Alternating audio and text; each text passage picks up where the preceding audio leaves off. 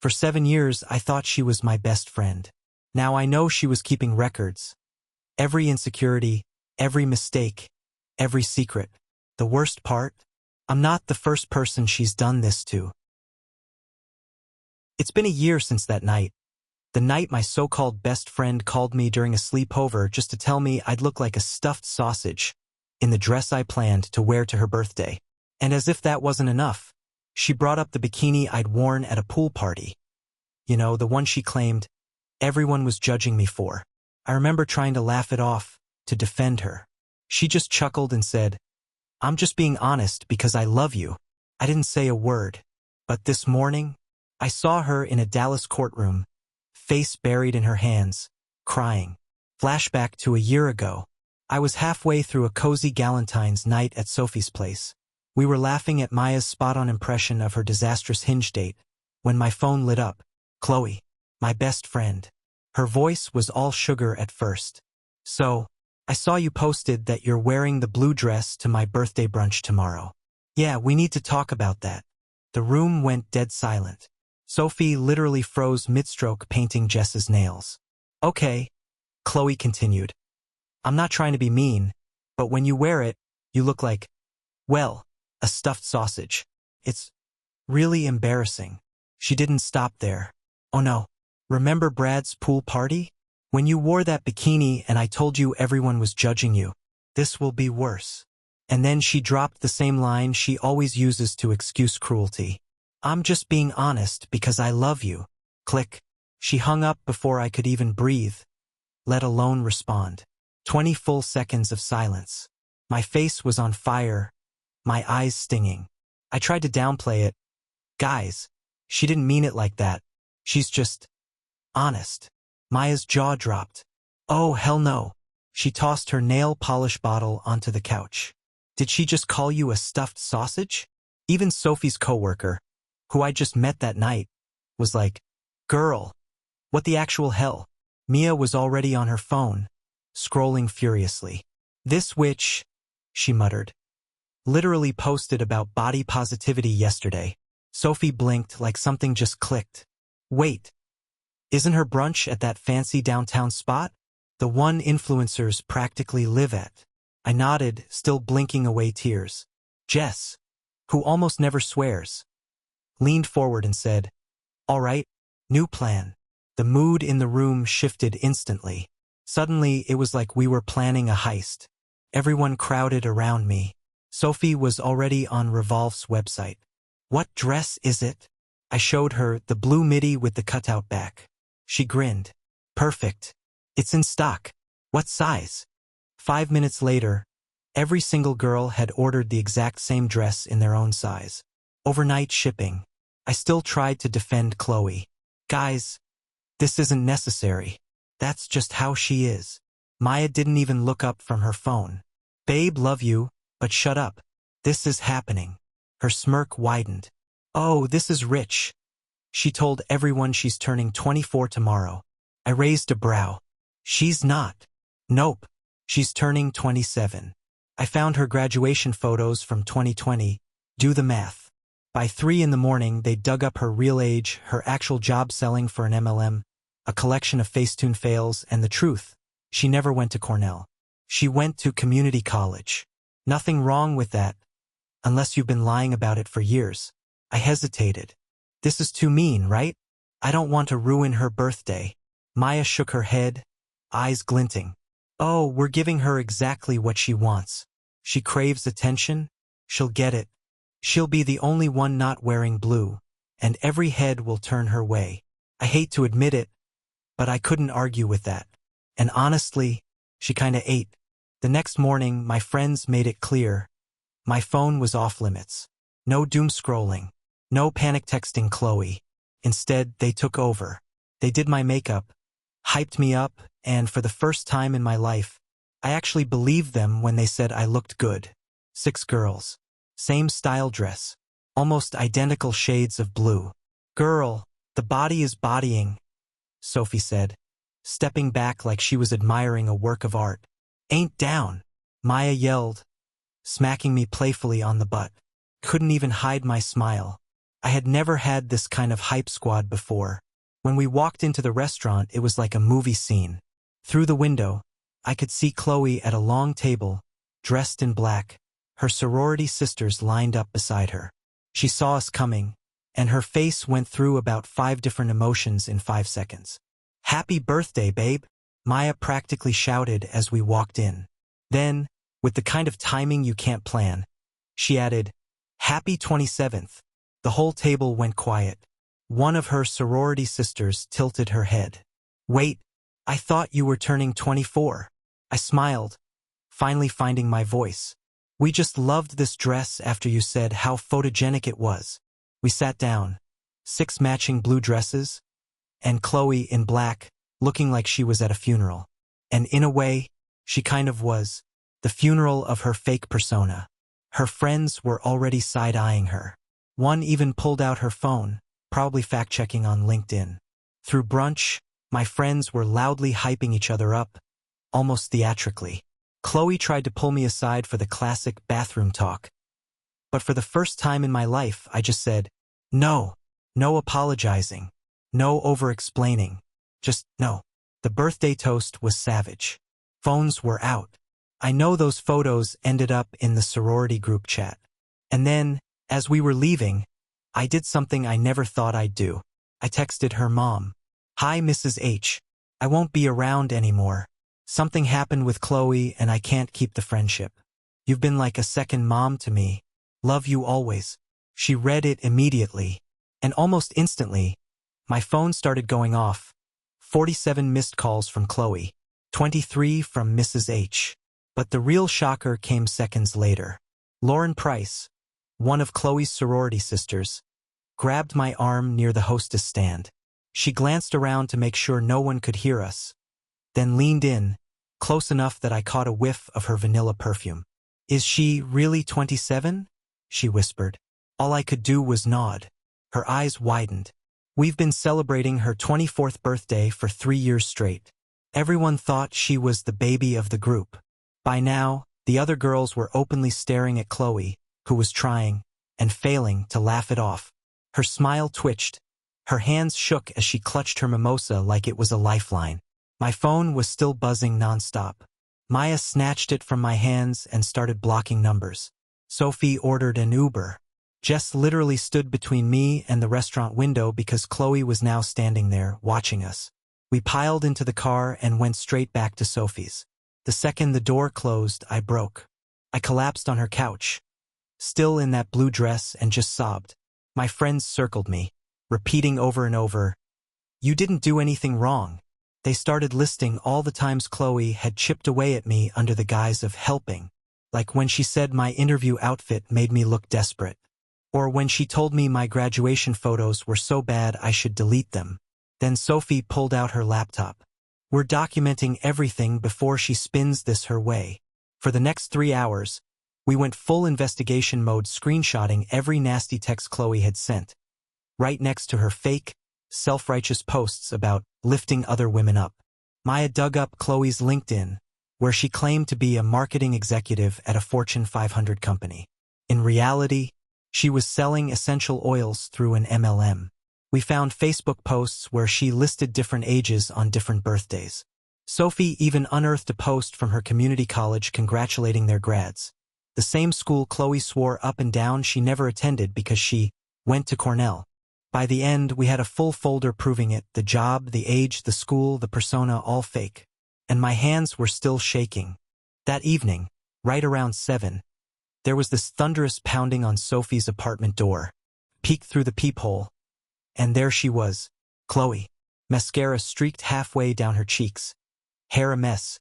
Her designer dress wrinkled from whatever meltdown she'd had after the brunch. She was screaming about how we'd humiliated her on her birthday, threatening to sue us for defamation. The whole dramatic performance.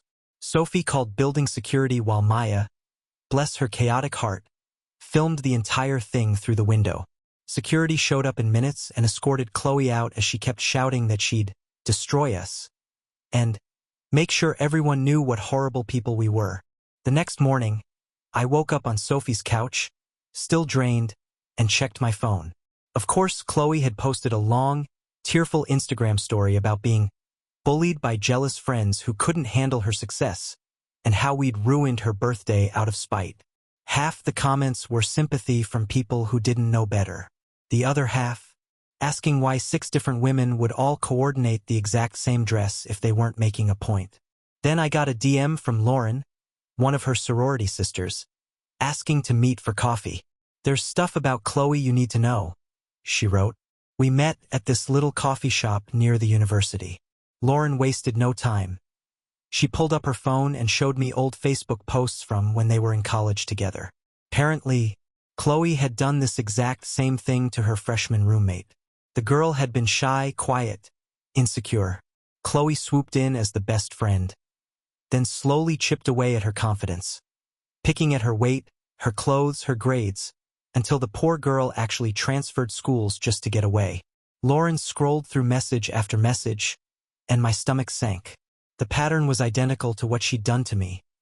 Fake compliments, then cruel digs disguised as just being honest. I sat there, holding my coffee, realizing something that made my skin crawl.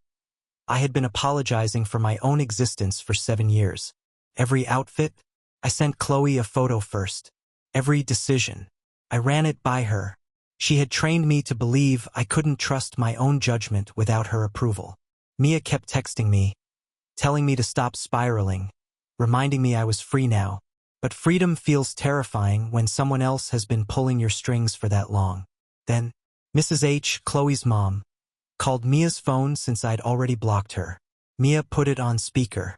Through sobs, Mrs. H begged me to talk to her, telling me I'd always been like a daughter to her. I finally took the phone. My voice was steady.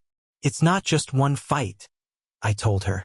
"You should ask Chloe about Cornell, about her real job, about why she's been lying about her age to everyone." There was a long, awful silence before Mrs. H whispered, "What do you mean?" So I told her, check Chloe's community college graduation photos, check her MLM website, and then call me back if she still thought I was the problem.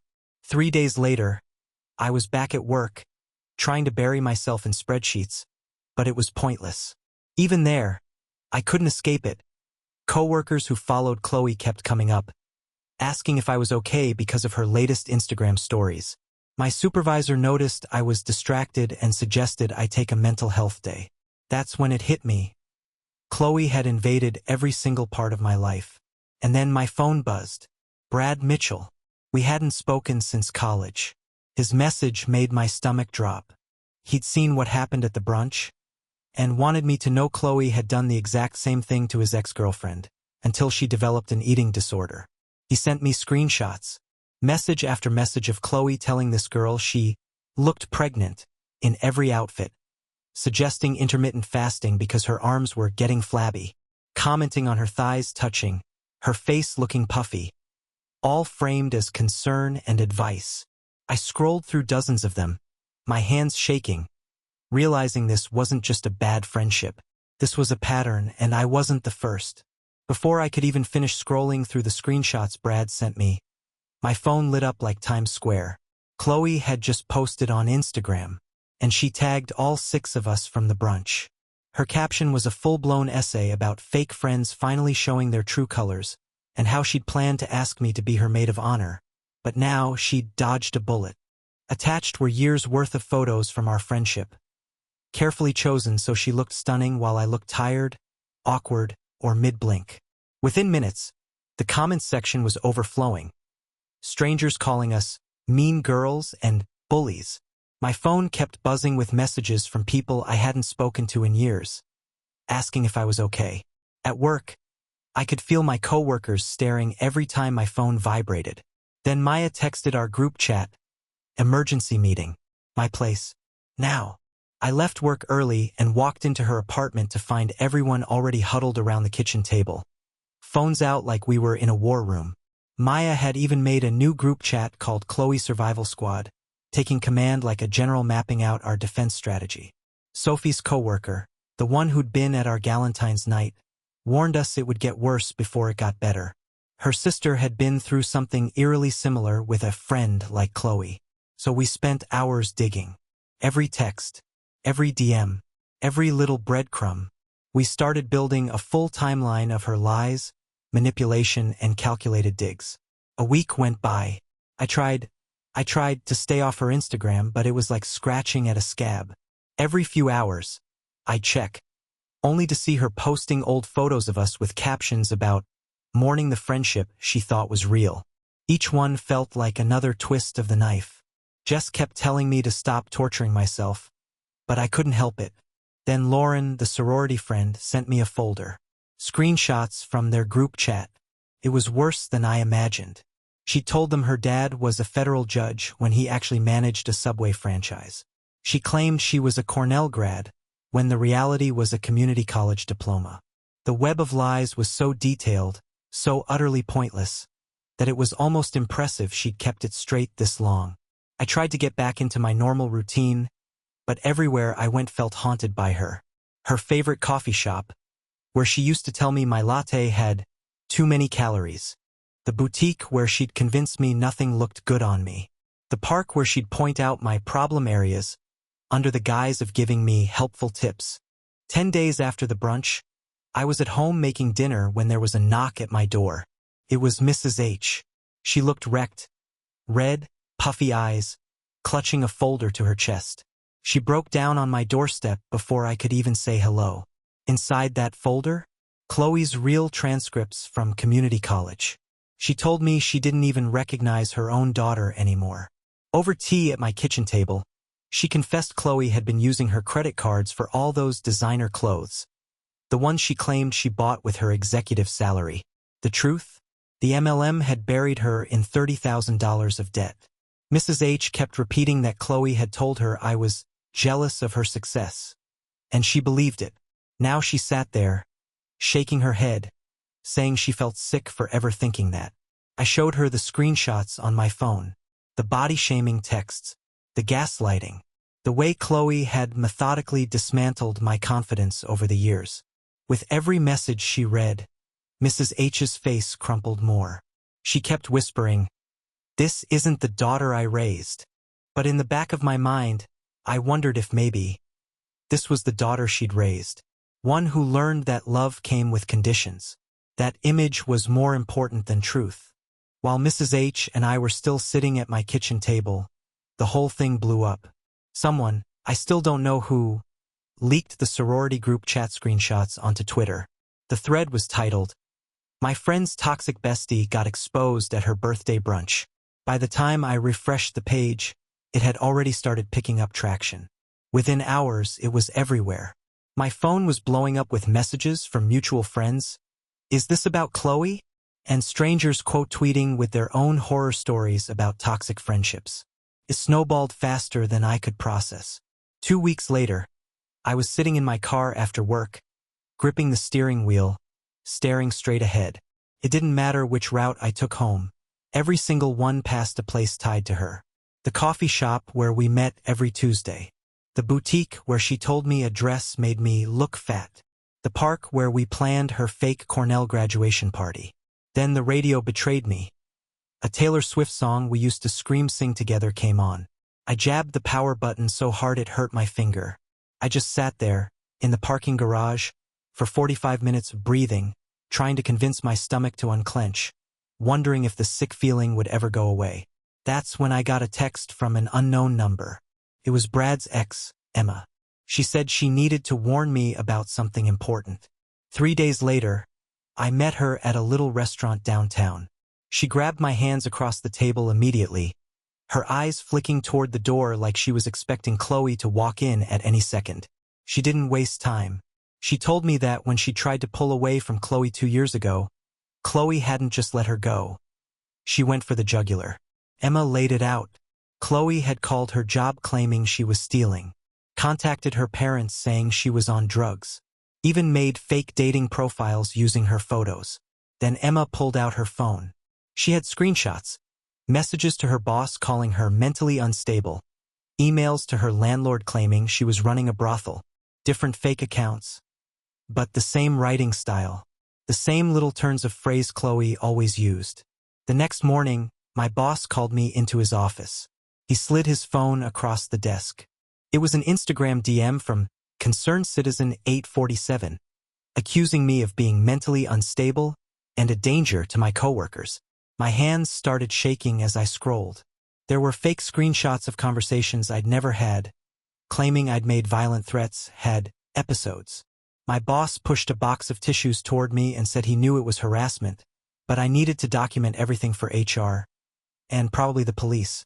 That same afternoon, Maya found out. She'd been tracking new accounts that followed both me and Chloe, and in less than 2 hours she pieced it together. Chloe had been DMing my ex-boyfriends. She was pretending to plan a surprise roast for me, fishing for embarrassing stories. One of my exes, James, blocked her right away. But 2 others, they'd already shared things before realizing something felt off. One story made my blood run cold. He'd told her about the time I cried during sex because I felt so insecure about my body. Exactly the kind of personal wound Chloe would weaponize. 3 weeks after the brunch, Sophie finally put her foot down. She drove me to a therapist's office herself and walked me inside. I sat on a beige couch, clutching a throw pillow, and admitted I didn't know who I was without Chloe. For 7 years, she'd been the voice in my head deciding if I was pretty enough, smart enough, good enough. The therapist just nodded, like she'd heard it before, and told me plainly I'd been in an emotionally abusive friendship. She said recovery would take time, that the confusion, the grief, the guilt I felt were all normal after psychological manipulation. The word abuse felt huge, heavy, dramatic, but when she listed the signs, control, isolation, gaslighting, manipulation, I checked every single box. Meanwhile, Lauren, the same sorority sister who'd been feeding me truth bombs for weeks, had started connecting dots of her own. The stories weren't adding up. The timelines didn't match. And the lies? They were getting harder to ignore. So she did something bold. She invited 5 other sisters over to her apartment for a little compare notes session. They sat in her living room, wine glasses in hand, trading stories. And piece by piece, it started to click. Chloe had been collecting dirt on everyone. Not just gossip, but files. Actual files. She called her insurance, in case she ever needed leverage. Then one girl, Stephanie, opened her laptop. She still had access to a folder Chloe had accidentally shared with her during a group project. And inside, dozens of documents, secrets, fears, embarrassing moments, all neatly organized, labeled, and dated. Every piece of ammunition you could ever want against someone. Chloe had been keeping it. Lauren took photos of everything right then and there and started a group chat to warn anyone who might be a target. I found out that night when Lauren called me. Her voice was low, urgent. "You need to know something. Chloe has a file on you." She told me it went back to freshman year. Every insecurity I'd ever confessed to her, every embarrassing moment, every vulnerability, cataloged, time-stamped, documented. And just when I thought I'd heard it all, Brad slid into my DMs again with even more receipts about Chloe's past victims. Turns out she's been running the exact same mean girl playbook since before smartphones even had portrait mode. By this point, I'd completely rearranged my life to avoid crossing paths with her. I took a longer route to work, switched to a gym across town, even grocery shopped at weird hours. Sophie told me I was letting her win by hiding, but it didn't feel like hiding. It felt like breathing without constant panic that she might suddenly appear. Then, for weeks after the brunch, a courier showed up at my door with an envelope that made my stomach sink before I even opened it. Inside was a formal cease and desist letter from a law firm, accusing me of defamation, intentional infliction of emotional distress, and interference with business relationships. They demanded I stop spreading false information about Chloe or face legal action. My hands were shaking so badly I could barely dial Maya's number. She showed up with her brother, a paralegal who read through the whole thing, and laughed. "This is intimidation," he said. "Truth is an absolute defense against defamation, and you've got the receipts." He helped me organize all the evidence into a single folder while explaining that Chloe's lawyer probably told her this case had no legs, but she'd send it anyway just to scare me. That same week, Mrs. H texted me a long, heartbreaking message. She'd cut off Chloe's credit cards and told her she needed real professional help. She'd seen the Twitter thread, heard from other parents, and finally realized just how deep this went. Chloe's response? A Facebook post claiming her mother was having a mental health crisis and trying to control her adult daughter's life through financial abuse. The comments section turned into an all-out war zone. Some people called Mrs. H toxic and told Chloe to go no contact with her abusive family. Others who knew the truth tried to defend her and immediately got swarmed by Chloe's loyal defenders. Mrs. H sent me screenshots of the post with nothing but crying emojis. She said she didn't recognize her own daughter anymore. That night, Jess texted me a quote, "When someone shows you who they are, believe them the first time." And it hit me. I wasn't mourning a friendship. I was mourning someone who had never actually existed. The Chloe I loved. The one who made me laugh until my stomach hurt, who stayed up all night when I was sad, who made me feel special. That was a role she played to keep me close enough to control. The real Chloe? She was the one who needed me small so she could feel big. The one who collected my pain like trophies. The one who saw friendship as a game. And in her mind, someone always had to lose for her to win. 3 days later, Sophie's boyfriend Jake showed up at my apartment with his laptop and some tech gadget I didn't recognize. He plugged my old phone into his computer, started typing like he was hacking into the Pentagon, while Sophie busied herself making tea. And then, the ghosts came back. Rows and rows of text messages I thought I'd deleted forever started flashing across the screen. Years of conversations with Chloe. Jake scrolled through them with this analytical look, pointing out patterns while Sophie took notes on her phone. It was all there. The sweetness that would last for weeks, followed by sudden cruelty, then disappearing for days, only to reappear acting like nothing had happened. Jake kept muttering words like textbook and case study while highlighting sections. Sophie actually counted. Over 40 separate times Chloe called me fat or ugly, immediately followed by, "I'm just trying to help." 6 weeks after the brunch, I was pushing my cart through Target, hunting for laundry detergent, when I felt a tap on my shoulder. I turned around to see this girl with dark hair and tired eyes looking at me like she'd seen a ghost. Her name was Ashley. She said she'd been Chloe's college roommate and recognized me from old Facebook photos Chloe used to post. Before I could react, she grabbed my arm and steered me toward the coffee shop in the store, glancing around like Chloe might appear from behind the paper towels. Ashley pulled up her phone and showed me screenshots from 2019. Messages Chloe had sent her. They were identical to mine. Same phrases, same fake helpfulness, same slow erosion of confidence. We compared stories for an hour. The similarities were unsettling. Before she left, she gave me her number. "Call me if you ever need someone who gets it." 2 days later, I was halfway through my sad desk salad when the receptionist called to say I had a visitor. It was Chloe, standing in the lobby in an oversized coat and giant sunglasses, like she was some kind of celebrity. She started yelling about how we needed to talk like adults, drawing stares from everyone. The security guard had to physically block her from getting to the elevators. She kept shouting my name, saying I was being dramatic, while the guard called for backup. My boss watched the whole thing from the second-floor balcony. When it was over, she pulled me into her office, handed me a business card for the police station, and said one word, "Stalking." The next morning, I was in a gray room at the police station, filling out forms while an officer typed everything I said. I told her about the brunch texts, the lobby scene, the time she showed up at my apartment. She listened carefully, then had me sign more paperwork, explaining the next steps. Apparently, my case was strong, stronger than most she saw. From that point on, every ping from my phone made my heart race. An unknown number calling? Panic. A knock at the door? I'd freeze in my bedroom. Maya actually started sleeping on my couch because I was having nightmares about Chloe breaking in. My therapist told me PTSD from friendship trauma is real and valid. She prescribed anxiety meds and suggested I change my locks. 2 months after the brunch, the restraining order came through. 500 feet, no contact, not even through other people. Within hours, Chloe was on Instagram posting about false accusations and legal harassment. Lauren sent me screenshots. Her follower count was plummeting by the hundreds every day. Sorority sisters were unfollowing. Even family members were going silent. I started going to a support group in a church basement on Wednesdays. People there had been abused by partners, family, even friends just like me. The facilitator said it wasn't about what kind of relationship it was about power and control.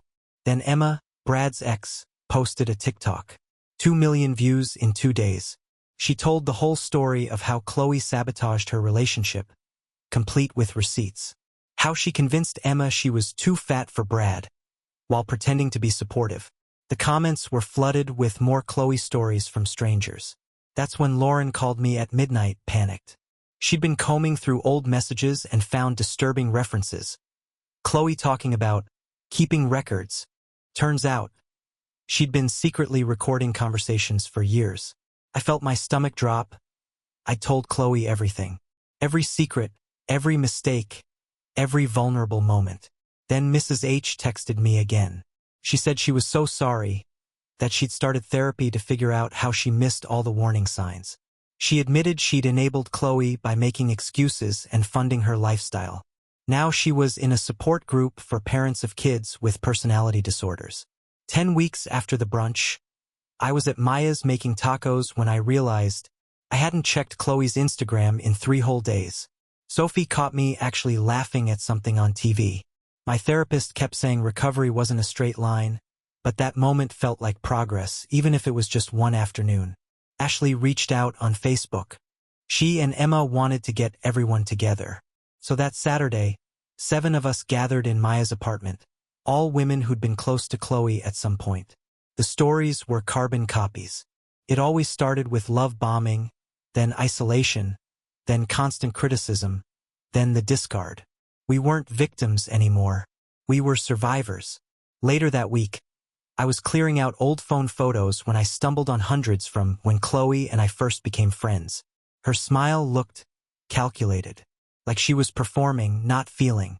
The memories felt tainted, like finding out your favorite childhood movie was made by someone awful. Then, at work, my coworker walked in holding a thick envelope left at reception. The return address was from some girl I barely remembered from high school. Inside, 10 pages of Chloe's handwriting. She wrote that she was sorry I misunderstood her love, that she'd only wanted to help me improve, and that I'd destroyed her life out of jealousy. I drove straight to the police station, because when a restraining order says 500 feet, it doesn't mean 500 creative loopholes through random people from 10th grade chemistry class. The detective assured me, using a third party to deliver messages still counts as contact.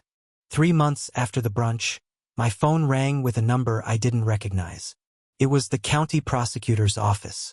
They were charging Chloe with harassment and violating the restraining order. Just a misdemeanor, but it was official. She'd have to show up in court, and for the first time, there'd be a legal record of what she'd done. By then, Sophie, Maya, Jess, and I had made a new ritual. Healing hangs every Wednesday night. One rule, no talking about Chloe unless someone really needed to vent. We cooked together, watched trashy reality TV, and I started learning what friendship was supposed to feel like. Laughter without fear, support without strings. Then Lauren called me, practically hyperventilating. She'd found something on Chloe's old laptop that had been left at their apartment, a Google document titled Insurance. Inside, dirt on literally everyone she knew, organized by how useful they were to her. My section was 3 pages long. Weight fluctuates, insecure about it. Daddy issues, needs validation. People pleaser, easy to manipulate. Lauren sent screenshots to every single person listed. Around that same time, I went on my first date since everything imploded. Just coffee with a guy from my gym. He complimented my dress, and I spent 10 minutes dissecting whether it was genuine or some manipulative tactic. Maya had to remind me, not everyone is Chloe. Some people just mean it. For months after the brunch, court day finally came. Chloe showed up in this prim, conservative suit trying to play the victim. Her lawyer claimed I'd orchestrated a harassment campaign against her. My lawyer calmly laid out the evidence, including the letter she'd sent through a third party and recordings of her calling me over and over. The The judge kept stopping her lawyer, asking for actual proof of me harassing her. Spoiler, there wasn't any. During recess, I went to the bathroom, and Chloe followed me in, against her lawyer's explicit instructions. She cornered me by the sink, ranting about how I'd ruined everything. Her mom, her friends, her reputation, all because I told you the truth about that dress. Her mask was gone. She looked unhinged. So I did what I had to do. I hit record on my phone. She just kept going, calling me jealous, pathetic, until the bailiff knocked, telling us court was back in session. I slipped my phone into my pocket while she calmly fixed her makeup, like she hadn't just imploded. Back in the courtroom, I quietly handed my lawyer my phone. Her eyes went wide. She immediately asked to approach the bench and played the recording for the judge. Chloe's lawyer tried to object, but the judge cut him off. We're in a one-party consent state. The judge's face got colder and colder as she listened. When it was over, she looked directly at Chloe. Miss Healer, you were explicitly told not to approach the plaintiff. Chloe tried to spin it, said I had followed her. But the recording clearly showed her voice getting closer to me. The judge didn't buy a word of it. She extended the restraining order to 2 years, added criminal penalties for any violation, plus 40 hours of community service and mandatory therapy. Chloe stormed out. Her lawyer stayed behind and quietly apologized to mine. I didn't know what I was dealing with. It should have felt like a victory. But winning in court didn't erase the damage she'd done inside my head. My therapist kept saying, healing isn't about forgetting. It's about reclaiming your narrative. But Chloe had spent years rewriting mine. 5 months after the brunch, Mrs. H sent me a handwritten letter. She'd started therapy and CODA meetings, learning how her enabling had hurt both of us. She admitted she'd taught Chloe that image was more important than integrity. Our survivor group made a private Facebook page, and more women kept joining, stories going back to high school. Ashley even found Chloe on TikTok under a fake name, calling herself a survivor of mean girl bullying and giving advice about toxic friendships, monetizing her victim act. I wrote Chloe a letter I'd never send. Pages of raw anger. You made me hate myself so you could feel superior. My therapist had me burn it during a little ceremony with Sophie and Maya. Watching the smoke curl up felt freeing. 6 months after the brunch, my life had new rhythms. Saturday brunches with actual friends, therapy on Wednesdays, support group Thursdays. Rebuilding brick by brick. Then Lauren told me Chloe had moved to Dallas, spinning a story about escaping stalkers in Austin. She already had a new friend group, posting about finding her tribe and leaving toxicity behind. One of those new tribe members messaged me after finding the viral TikTok. She was Chloe's roommate, and something felt off. My hands shook as I debated whether to warn her.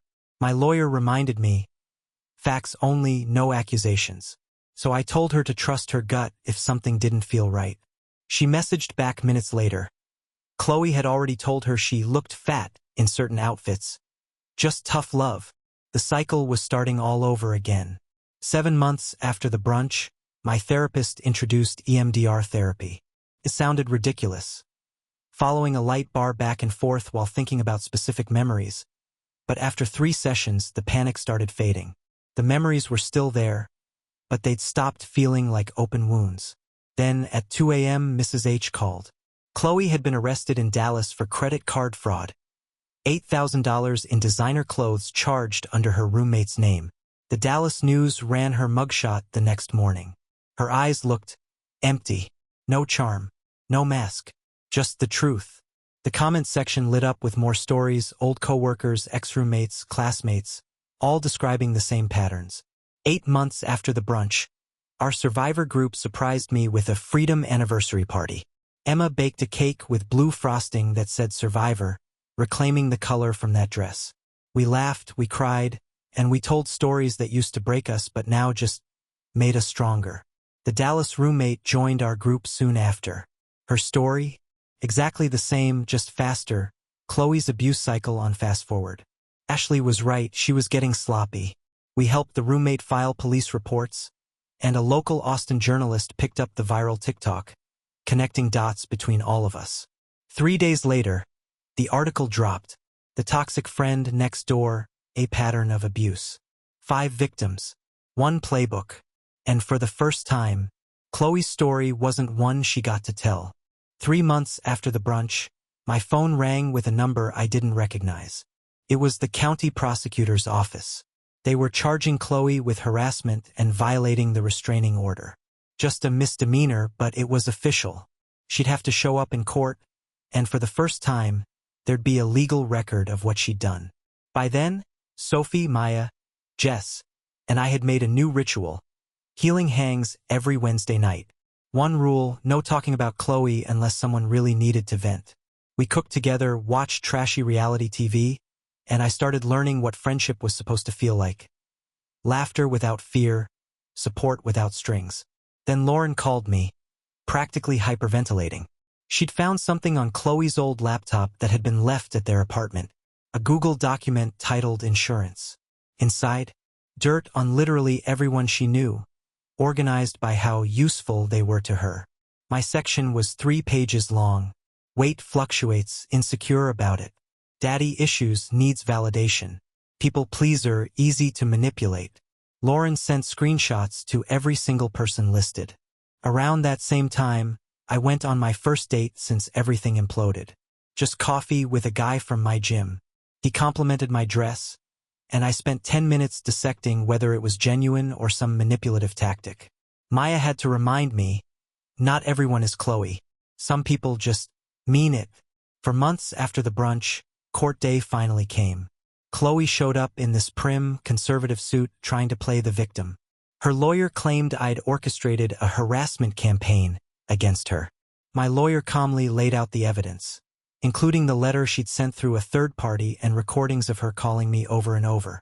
The judge kept stopping her lawyer, asking for actual proof of me harassing her. Spoiler, there wasn't any. During recess, I went to the bathroom, and Chloe followed me in, against her lawyer's explicit instructions. She cornered me by the sink, ranting about how I'd ruined everything. Her mom, her friends, her reputation, all because I told you the truth about that dress. Her mask was gone. She looked unhinged. So I did what I had to do. I hit record on my phone. She just kept going, calling me jealous, pathetic, until the bailiff knocked, telling us court was back in session. I slipped my phone into my pocket while she calmly fixed her makeup, like she hadn't just imploded. Back in the courtroom, I quietly handed my lawyer my phone. Her eyes went wide. She immediately asked to approach the bench and played the recording for the judge. Chloe's lawyer tried to object, but the judge cut him off. We're in a one-party consent state. The judge's face got colder and colder as she listened. When it was over, she looked directly at Chloe. Miss Healer, you were explicitly told not to approach the plaintiff. Chloe tried to spin it, said I had followed her. But the recording clearly showed her voice getting closer to me. The judge didn't buy a word of it. She extended the restraining order to 2 years, added criminal penalties for any violation, plus 40 hours of community service and mandatory therapy. Chloe stormed out. Her lawyer stayed behind and quietly apologized to mine. I didn't know what I was dealing with. It should have felt like a victory. But winning in court didn't erase the damage she'd done inside my head. My therapist kept saying, healing isn't about forgetting. It's about reclaiming your narrative. But Chloe had spent years rewriting mine. 5 months after the brunch, Mrs. H sent me a handwritten letter. She'd started therapy and CODA meetings, learning how her enabling had hurt both of us. She admitted she'd taught Chloe that image was more important than integrity. Our survivor group made a private Facebook page, and more women kept joining, stories going back to high school. Ashley even found Chloe on TikTok under a fake name, calling herself a survivor of mean girl bullying and giving advice about toxic friendships, monetizing her victim act. I wrote Chloe a letter I'd never send. Pages of raw anger. You made me hate myself so you could feel superior. My therapist had me burn it during a little ceremony with Sophie and Maya. Watching the smoke curl up felt freeing. 6 months after the brunch, my life had new rhythms. Saturday brunches with actual friends, therapy on Wednesdays, support group Thursdays. Rebuilding brick by brick. Then Lauren told me Chloe had moved to Dallas, spinning a story about escaping stalkers in Austin. She already had a new friend group, posting about finding her tribe and leaving toxicity behind. One of those new tribe members messaged me after finding the viral TikTok. She was Chloe's roommate, and something felt off. My hands shook as I debated whether to warn her. My lawyer reminded me, facts only, no accusations. So I told her to trust her gut if something didn't feel right. She messaged back minutes later. Chloe had already told her she looked fat in certain outfits. Just tough love. The cycle was starting all over again. 7 months after the brunch, my therapist introduced EMDR therapy. It sounded ridiculous, following a light bar back and forth while thinking about specific memories. But after 3 sessions, the panic started fading. The memories were still there, but they'd stopped feeling like open wounds. Then, at 2 a.m., Mrs. H called. Chloe had been arrested in Dallas for credit card fraud. $8,000 in designer clothes charged under her roommate's name. The Dallas News ran her mugshot the next morning. Her eyes looked empty. No charm. No mask. Just the truth. The comment section lit up with more stories, old coworkers, ex-roommates, classmates, all describing the same patterns. 8 months after the brunch, our survivor group surprised me with a freedom anniversary party. Emma baked a cake with blue frosting that said Survivor, reclaiming the color from that dress. We laughed, we cried, and we told stories that used to break us but now just made us stronger. The Dallas roommate joined our group soon after. Her story? Exactly the same, just faster. Chloe's abuse cycle on fast forward. Ashley was right, she was getting sloppy. We helped the roommate file police reports, and a local Austin journalist picked up the viral TikTok, connecting dots between all of us. 3 days later, the article dropped. The toxic friend next door, a pattern of abuse. 5 victims, 1 playbook. And for the first time, Chloe's story wasn't one she got to tell. 9 months after that infamous blue dress brunch, I was at my desk when my phone buzzed. It was an email from a law firm, Chloe's lawyer. She wanted to make a deal. If I stopped talking about what happened, she'd promise to stay away forever. I forwarded it to my lawyer, who literally laughed when she called me back. She has no leverage, she said. She's facing fraud charges. She's violated 3 restraining orders, and her legal track record is a disaster. That's when it hit me. I hadn't checked Chloe's social media in over 2 weeks. For me, that was monumental. Even Maya noticed when we were at lunch. Someone mentioned Chloe's name, and I didn't flinch, tense up, or feel my stomach drop. The weird part was the dreams, not nightmares, just these strange, almost bittersweet dreams where we were friends again. Brunch, laughter, like none of the bad stuff had ever happened. I'd wake up confused, grieving a friendship that never really existed. My therapist said it was normal, my brain trying to process the loss of what I thought the friendship was. Then the fraud trial got a date. Emma told me she was ready to testify about everything Chloe had done with the stolen money and fake documents. Part of me felt relief. Another part felt sad. It's strange, watching someone you once loved burn their own life down. Sophie kept reminding me every single choice was hers. 2 weeks later, Chloe posted bail, and immediately started making fake Instagram accounts to message witnesses, telling them not to testify. She was arrested again within 3 days. This time, her own lawyer quit, saying she was impossible to work with. Even her parents stopped posting bail. That's when I knew she was truly running out of lifelines. Right around then, I got promoted to senior analyst at work, a job Chloe once told me I wasn't ready for because I'd embarrass myself if I tried. My boss said my confidence had transformed over the past few months, and for the first time in years, I actually believed her. Dating got easier, too. I met this guy from my gym who, when I told him about my promotion, just smiled and said, "That's amazing. I'm proud of you." No backhanded joke. No making it about himself.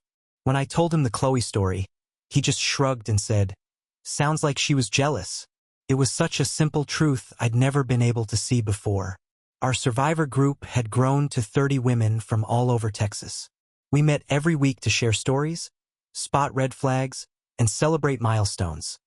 Like going a whole month without checking a toxic friend's social media.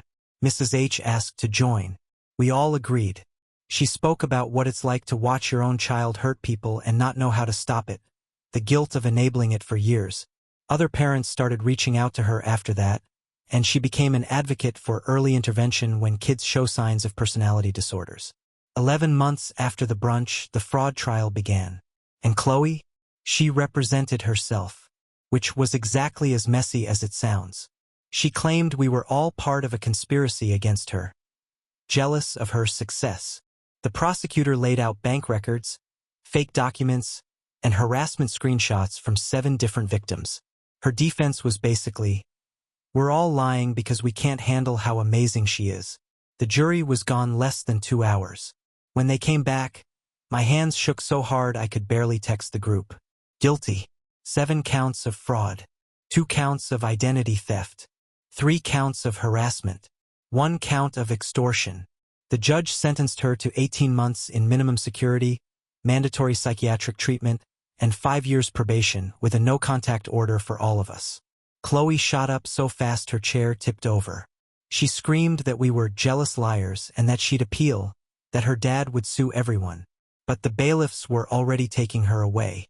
Her mom sobbed in the back row. Her dad wouldn't even look at her. I didn't feel happy or sad, just hollow, like finally throwing out something broken you'd been keeping for too long. 2 weeks later, Maya hosted what she called our Justice Brunch. At the same restaurant where it all started, we all wore our blue dresses again. This time, it didn't feel like an act of war. It felt like taking back something that had been stolen. The manager comped our mimosas, saying she'd heard what happened and was proud of us. After that, silence. No crisis texts. No emergency therapy sessions. I'd wake up at 3 a.m., expecting chaos, but it was just dark, still, peaceful. My therapist said that calm can feel threatening when you've lived in crisis mode for too long. Slowly, I started living again. The gym, books, shows without constantly checking my phone. Our survivor group kept meeting, and soon we started planning something bigger, a conference about recognizing and recovering from female narcissistic abuse. We decided to hold it on the 1-year anniversary of the brunch, to reclaim the date. Ashley got us a free lecture hall at the university.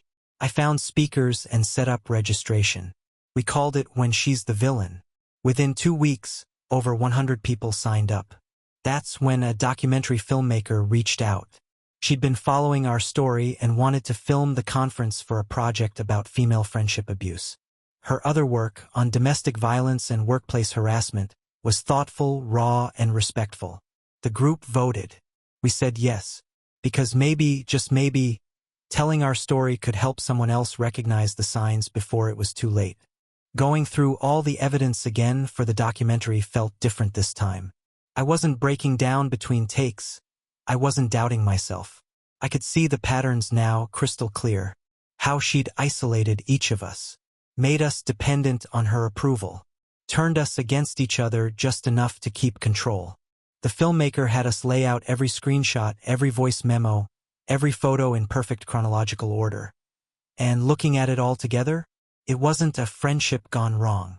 It was exactly what my therapist called it, a predator's playbook. From day one, it had been deliberate. And for the first time, I didn't cry when we hit the worst parts. Because I finally understood. It was never about me being not enough. It was about her needing to break people down to feel powerful. After almost a year of therapy twice a week, my therapist told me I could drop down to once a month. I'd stopped hearing Chloe's voice in my head. Stopped automatically thinking I'm too fat, too boring, too whatever. I was making decisions based on my own judgment, not hers. Then came the conference. We expected maybe 50 people. 200 showed up. Local news covered it. Women came up to us all day, sharing their own stories about friends who destroyed their self-esteem. One woman drove 3 hours just to say thank you, because hearing ours gave her the courage to finally cut contact after a decade. 13 months after this all began, my lawyer forwarded me a letter from Chloe's lawyer. Apparently she'd made breakthroughs in therapy and wanted to apologize. My lawyer's advice? My therapist's advice? Don't engage. For people like her, apologies are just fishing lines, testing if they still have a hook in you. I didn't read past the first line. I threw it away and didn't even tell the others. We'd all moved on. 6 months later, the documentary dropped on Netflix. Within a week, 3 million views. Trending in a dozen countries. My inbox exploded, survivors thanking us. Therapists asking to use it in sessions. Parents saying it helped them spot warning signs in their kids' friendships. 3 weeks after that, I got an email from the California Department of Corrections. My hands shook as I opened it. The prison therapist had diagnosed her. Narcissistic personality disorder with antisocial features. Finally, a name for it. But the last line hit harder than the diagnosis. There's no real cure. She'll probably always be this way. I printed it out, filed it with the rest of the case documents, and sat there in silence, processing the fact that some people you just can't fix. 2 months later, we were backstage at the Social Impact Documentary Awards. Emma grabbed my hand. Ashley fixed my hair one last time. They called our documentary's name. And then, I was at the podium, staring out at hundreds of faces, while Emma held the award and Ashley squeezed my shoulder. We'd taken all that pain and turned it into something that helped people. The trophy felt heavy in my hands when the reporters asked how it felt to turn trauma into purpose. All I could think was, she tried to destroy us, but instead, she made us stronger. After that, universities started calling. They wanted me to speak about recognizing toxic friendships. So I started traveling, standing in lecture halls filled with young women, watching them lean forward when I described the warning signs. After each talk, girls would come up with tears in their eyes. I have my own Chloe. How do I get out? Every time I helped one, it felt like taking back a piece of the power she stole. By my 10th speech, my voice didn't shake anymore. By my 20th, my heart didn't race. And then one morning, I found a letter in my mailbox. Texas postmark. Mrs. H. I opened it with my stomach in my throat. She wrote that Chloe would be released in 6 months, but the court was keeping her in California for 5 years of probation. She wouldn't be coming back to Texas. And then she wrote something that broke me in the best way. She loved her daughter, but couldn't enable her anymore. And she thanked me for showing her the truth. I keep that letter in my desk drawer. On the days I wonder if speaking up was worth it, I take it out, hold it in my hands, and I remember it absolutely was. Time kept moving. 18 months after that infamous brunch, my life had settled into something steady, almost peaceful. Weekly dinners with Sophie, Maya, and Jess at our favorite little Thai place. Monthly support group meetings at the community center. Quarterly speaking gigs at conferences. The blue dress still hung in my closet, tucked behind my work clothes. Sometimes I'd catch a glimpse of it while getting ready, but it didn't make my stomach turn anymore. It was just fabric now, no longer a symbol of everything she'd taken from me. 6 months ago, I met someone at a bookstore. We both reached for the same memoir, and he smiled and said, "You should take it." Turns out, he'd already seen the documentary. He knew my story, and he still asked me out. On our 3rd date, I apologized for taking too long to order. He reached across the table, touched my hand, and said, "That's not your voice. That's hers. You need to learn the difference." He was right, and slowly, I started catching myself, recognizing when it was Chloe's voice in my head versus my own. The survivor group kept growing. Before I knew it, we had chapters in 12 cities with volunteer coordinators running local meetings. The Facebook group hit 5,000 members, all sharing stories, supporting each other, and saying out loud what so many of us were taught to keep quiet. We don't accept emotional abuse from people who claim to love us. The messages poured in every day. But one morning, I got one that stopped me cold. A girl from Ohio wrote, "My best friend was treating me exactly like Chloe treated you, making me feel small and broken. I recognized the pattern from your documentary. I got out before it destroyed me. You saved me years of abuse." That's when I knew all the hate mail, all the threats during the trial, all the nights I cried. It was worth it. Because even if I only helped one person recognize the signs, it mattered. 2 years after the brunch came quietly. No drama, no headlines. Just dinner at Mia's apartment, good wine, Thai takeout, and the people who stayed. Maya raised her glass and said, "To recognizing our worth." We clinked glasses, and I realized these were my real friends, the ones who never needed me to be small so they could feel big. Last week, I was at the mall, flipping through pastel dresses for my cousin's wedding, when I saw it, a blue midi dress, cut out back, almost identical to the dress. My first instinct? Walk away, but something made me take it off the rack. In the dressing room, I looked in the mirror. Same blue dress, same girl, but this time, I saw the truth. I looked beautiful, because I had always been beautiful, even when she convinced me otherwise. Her voice, the one that used to live in my head, telling me I was too much or not enough, was gone. And for the first time in years, I heard my own voice say, "You look perfect exactly as you are." And I meant it. I bought the dress. And that, my friends, is where this story ends. Thanks for letting me be the voice in your ear while we walked through it together.